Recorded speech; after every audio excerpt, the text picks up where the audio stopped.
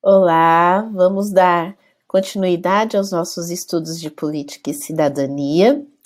Nós vamos recuperar nessa aula um exercício que foi proposto anteriormente, foi a leitura ou a escuta da música Perfeição, da nossa querida Legião Urbana.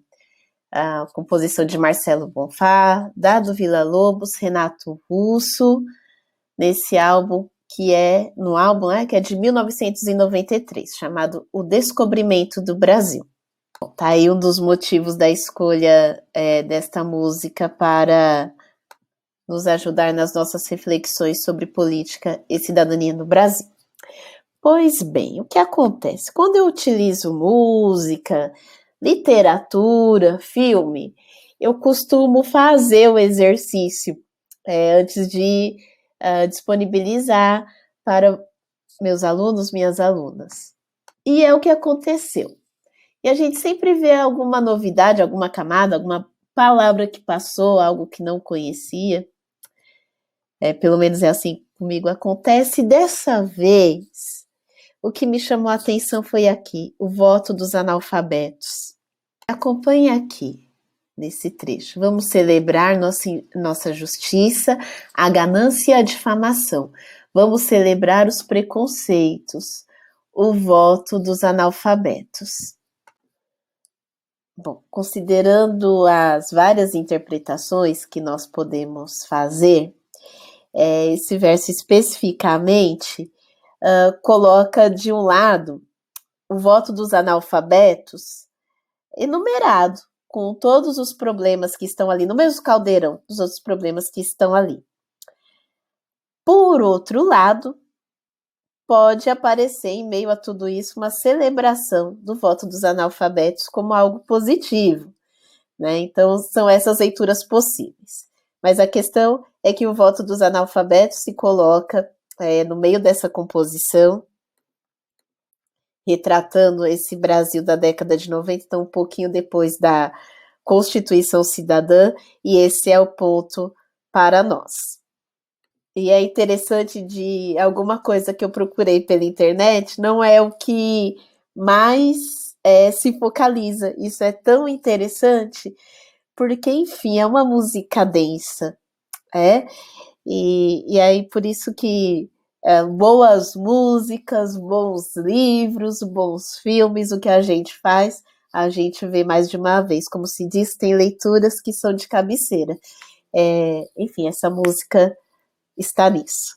Vamos lá, vamos prosseguir. Esse trecho me tocou tanto que nosso conteúdo, né, que grande parte dele já está prontinho, eu poderia começar pelo Brasil hoje, 2021, ou poderia começar pelo Brasil Império, pelo Brasil desde a independência. E esse trechinho da música, esse verso, me fez decidir começar pelo Império. Vejam só, o voto é uma questão fundamental para se compreender a cidadania no nosso país, a constituição do campo das lutas políticas, e como nós vamos ver no próximo vídeo, a cidadania, né, o conceito de cidadania e também a cidadania na prática, a cidadania no nosso dia a dia, na nossa vida, não é um abstrato, não, tem um conteúdo feito de direitos sociais, de direitos políticos, de direitos civis, de direitos humanos. E um está relacionado ao outro. Tudo isso é conteúdo da cidadania.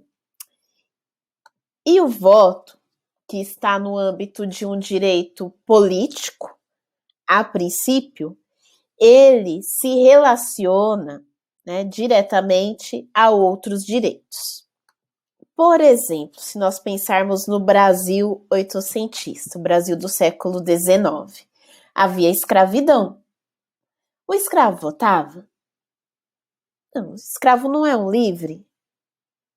Escravo não era considerado um ser humano por inteiro, da mesma natureza que livres. Então, não votava. Não tinha direito civil, não tinha cidadania. E liberto votava? São essas questões que nós vamos estudar. Por ora, olhem para esse quadro aqui. Na Constituição de 1824, que foi a nossa primeira Constituição, então o Brasil fica independente, 1824 vem a primeira Constituição. Essa Constituição dura o Império todo, tá? Até a proclamação da República. Nela, o direito ao voto dos analfabetos nem está em questão. Mas, na Constituição de 1891, essa interdição a quem não sabe ler, não sabe escrever, a quem não está alfabetizado, já aparece. E antes dessa Constituição houve um decreto também interditando o voto aos analfabetos, ali, ó, 1881, a chamada Lei Saraiva. Depois de 1891, que é a primeira carta, a primeira Constituição do nosso país, pós-proclamação da República, nós vamos ter em 1932 um novo decreto. E nesse novo decreto, nós temos um avanço, que é o direito do voto da mulher. O eleitor maior de 21 anos, sem distinção de sexo, mas não poderia votar nem mendigo, nem analfabeto. Vem a Constituição de 1934. Continua. Quem não sabe ler, não sabe escrever, não pode votar. Constituição de 1937, a polaca. A do Estado Novo. Olha lá. Analfabetos também não podem votar. Vale destacar que os direitos políticos foram suspensos, então havia, né, a regulamentação na Constituição, mas, de fato, não havia ali direito político a se exercer, né? Quando acaba o Estado Novo, vem uma nova Constituição, 1946, aqui vem inaugurar o que nós chamamos de período democrático. Mas veja que nela, ali, artigo 132, não podem alistar-se eleitores analfabetos. 1967, ditadura militar, outra Constituição, não podem alistar-se a eleitores os analfabetos. É na Constituição de 1988, a chamada Constituição Cidadã, que os analfabetos vão ter o direito ao voto. É facultativo, mas esse direito vai lhe ser assegurado. Eu fico sempre muito emocionada e muito tocada e conhecer essa sequência das nossas constituições, e nós vamos ver vários direitos, tá? Nessa linha do tempo, comparando elas, é muito importante. Hoje se torna ainda mais fundamental para nós. Contem essa história para as pessoas. E aí, aqui eu vou encerrando esse vídeo, propondo uma leitura e uma reflexão para vocês. Vou mostrar 2 artigos científicos que vão falar sobre taxas de analfabetismo no Brasil. E qual é a reflexão que a gente vai fazer? Se analfabetos não votaram até a Constituição Cidadã, isso significou que tanto de pessoas fora dos pleitos? Quantas pessoas não estavam exercendo a sua cidadania plena e durante quanto tempo?